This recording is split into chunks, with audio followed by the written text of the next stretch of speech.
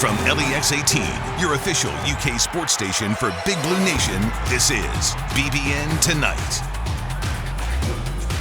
Welcome to BBN Tonight, the home edition. I'm Keith Farmer. And I'm Mary Jo Perino. Coming up tonight, Mark Stoops is going to talk about some young wide receivers and just who will be the quarterback on Saturday. Yeah, we'll also talk some Kentucky basketball. Later on, we're also going to hear from Cash Daniel of the UK Sports Network. Well, Mark Stoops is talking about UK football getting back to work this week, and that's tonight's Big Blue Story presented by Baptist Health. The head coach touched on several topics during his weekly radio show last night, including suggestions he could go to some younger players to boost the offense's lack of punch through the air.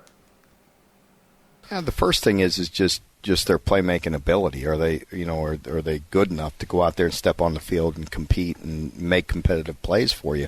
You realize that the inexperience sometimes you're going to give a little bit on that if they have the athletic ability to step in and help you. So certainly we're looking at that. I think this many weeks into it. We have a pretty good idea what they can and cannot do. And if they're better than the guys in front of them, then they'll get an opportunity. If they're not, then we'll continue to stick with the guys that we have. And Mary Jo, I think this is one of those games that you hope that the starters, whoever they may be, can get a big lead on Vanderbilt, and then you can maybe give way to some of those younger guys and see how they perform under the lights. Yeah, this should be one of those games that we can do that. You have to hope for it. But truly, the receiving core outside of Josh Ali has been virtually non-existent, although we get Akeem Hayes back this week. So those young guys, maybe they can step in earlier and try to earn themselves a spot. Coach Stoops was also asked about the current quarterback situation. Both Terry Wilson and Joey Gatewood seeing time as starting quarterbacks, but the team has still struggled to put points on the board. At that position, it's very difficult. It feels like if you're shuffling guys at that position, you're reaching, and and it's difficult because the flow of the game is so important. Every possession is so important. We're in a lot of close games, so I understand the question. I think it's difficult either way. But again, I'm going to go with the guy that gives us the best opportunity to win on this coming Saturday. And, but with that being said, sure, I would love to continue to get Joey some reps, and I'd like to see Bo in there as well. So I guess he didn't officially say Terry, but he said the guy who gives us the best chance to win.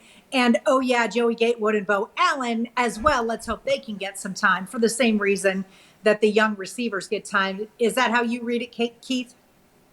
That's exactly how I heard it sound to me as well. And we've also, we're going to hear from Cash later, but we already heard from him a couple of weeks ago where he talked about what Coach just said there. You don't want to look like you're reaching and like you're desperate or something like that playing so many quarterbacks. So again, you hope that Terry Wilson, if he gets the start, gets some things done, then you give way and see a little from each quarterback after that.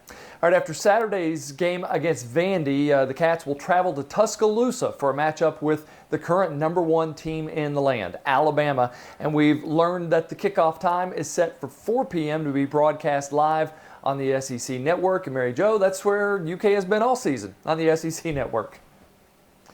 Yeah, and that's, no matter where they play this, what time they play this, it's going to be a tough one for Kentucky to win. That's for sure. Yeah. It'll be a tough game. Let's stay with SEC football, though. And we've talked about coronavirus for the Kentucky offensive coaching staff, but COVID-19 is wreaking havoc throughout the SEC. Mississippi State Auburn is postponed, and Auburn has shut down team activities. The LSU-Alabama game, that is in jeopardy. We should know more about that as the week goes on. Several positive tests for LSU in that game. Meanwhile, Texas A&M has temporarily suspended team activities, and Arkansas head coach Sam Pittman has tested positive. Keith, if the LSU-Alabama game doesn't happen, there's no more bye weeks for LSU because they've taken December 12th to make up their Florida game for COVID reasons. So if that one doesn't happen, that could really throw a wrinkle in all sorts of schedules.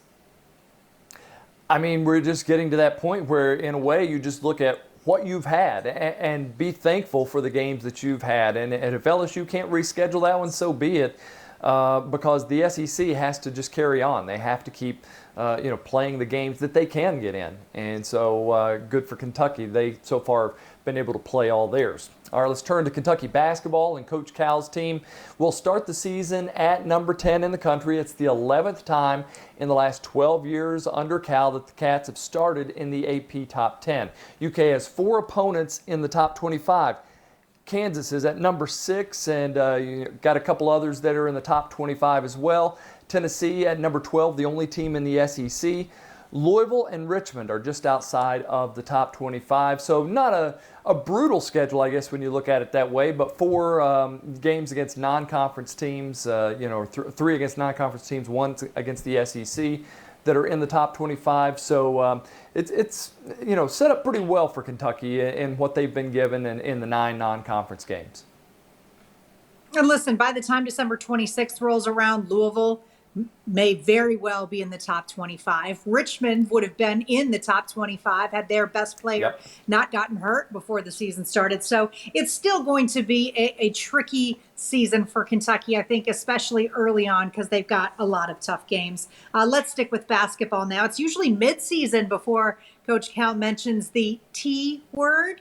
We're talking about tweaking, but he's saying he might do that before we even see them on the court. Given the level of talent and athleticism of this group, some say Cal might just let his Cats run up and down even faster than normal. And Keith, that's, truly how he likes to play. And when he first got here, that 2009-2010 team with John Wall and company, I mean, they ran all over people. I'd love to see it again.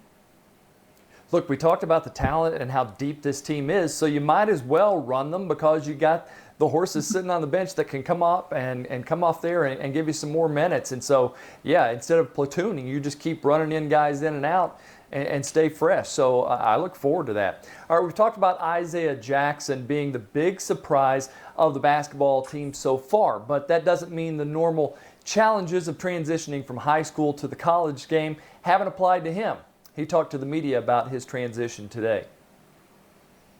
It was like high school, you sort of could take breaks, but here it's like no room for like error breaks. Like you can mess up in high school and it'll be fine. Like you can go for a steal and don't get the steal, end up getting a rebound and getting a dunk, and that's fine. But here it's like if you do that, coach is gonna be like on your butt, and like the team is just gonna lose their momentum and stuff like that. So I feel like that's one of the biggest things is competitive.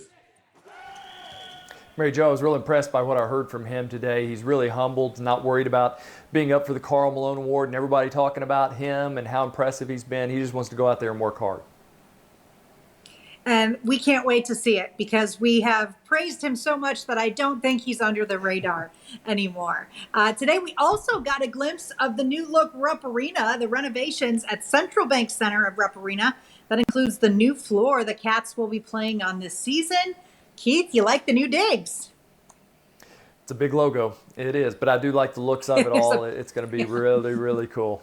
Yeah, and things are looking good for the Kentucky women's basketball team. The Cats will begin the season in the top 10 of the AP, or just outside of the top 10 of the AP rankings. They are at number 11. South Carolina, number 1, Mary Jo.